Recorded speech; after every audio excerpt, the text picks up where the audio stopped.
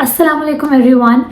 तो आज हम बात करेंगे बहुत इम्पॉर्टेंट टॉपिक के बारे में और वो है मिथ्स रिगार्डिंग फिटनेस।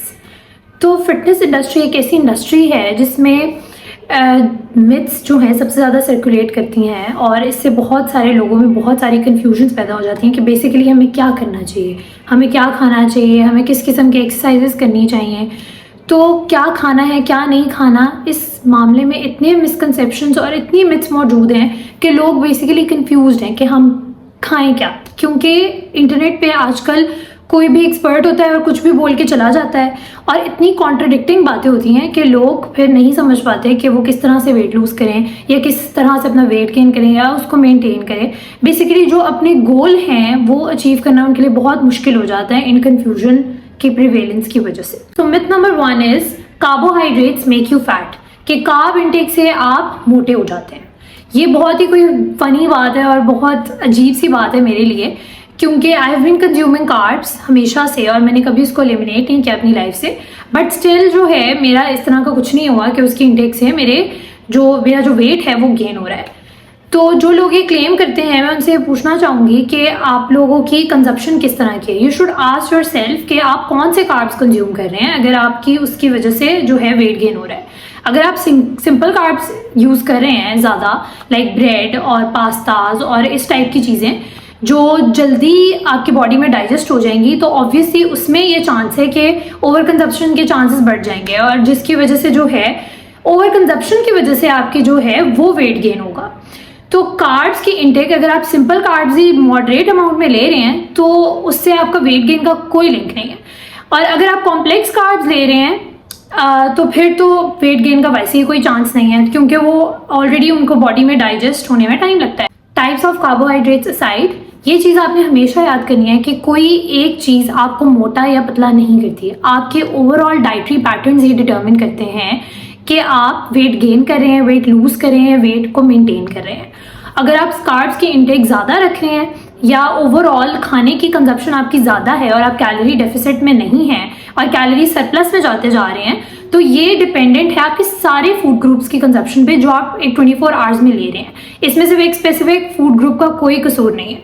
तो जो लोग ये कहते हैं कि हम हाई प्रोटीन डाइट रखेंगे और कार्ब्स को अपनी लाइफ से एलिमिनेट कर देंगे तो उनका वेट लॉस बहुत अच्छे से हो जाएगा, ऐसा कुछ नहीं है। आप एक बैलेंस तरीके से भी वेट लॉस कर सकते हो और उस बैलेंस डाइट में ये होता है कि आपने हर तरह का फूड ग्रुप जो है उसको कंज्यूम करना होता है।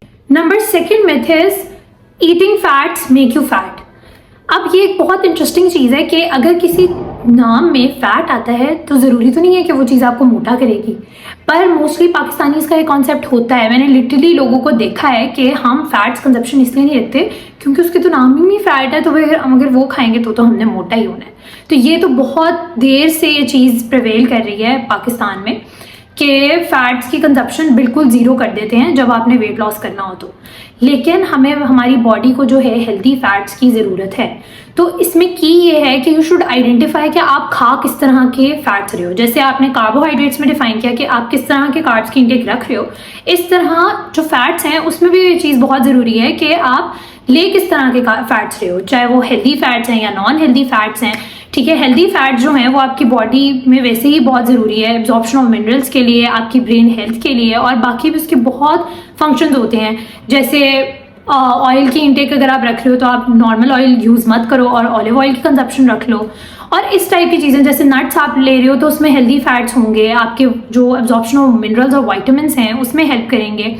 लेकिन एज कम्पेयर टू आप वो फैट्स अगर ले रहे हो जो प्रोसेस चीज़ों में होते हैं तो ऑफकोर्स आपका वेट गेन होगा। आ जाती है हमारे पास मिथ नंबर 3। ये तो आपने बहुत जगहों पे सुनी होगी कि आपको 8 glasses of water per day चाहिए अपना हाइड्रेशन स्टेटस मेंटेन करने के लिए। तो ये मैं आपकी मिसकंसेप्शन दूर करना चाहूँगी कि ऐसा कुछ भी नहीं है। वाटर इनटेक वेरी करती है पर्सन टू पर्सन पे।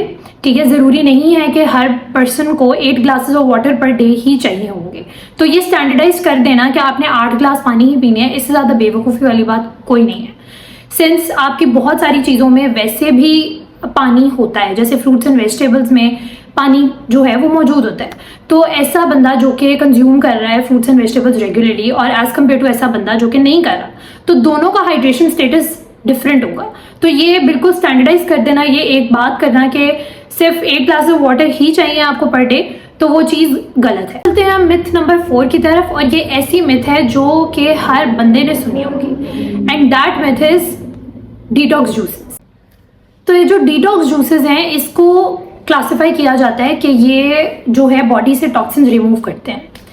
ऐसा कोई जूस नहीं है, ऐसी कोई ड्रिंक नहीं है जो कि बॉडी से आपकी टॉक्सिन रिमूव कर सकती हो।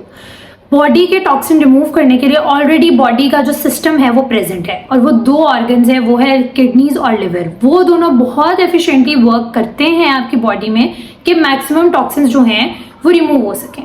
ठीक है, अगर आप कोई जूस कंज्यूम कर रहे हो तो ठीक है, वो आपको एडिशनल न्यूट्रिएंट्स और कैलोरीज प्रोवाइड कर रहा है, लेकिन ये कह देना कि वो आपकी बॉडी को डिटॉक्स कर देते हैं और जितने भी टॉक्सिन्स हैं उसको डिटॉक्सिफाई कर देते हैं, तो दैट इज कंप्लीटली रॉन्ग।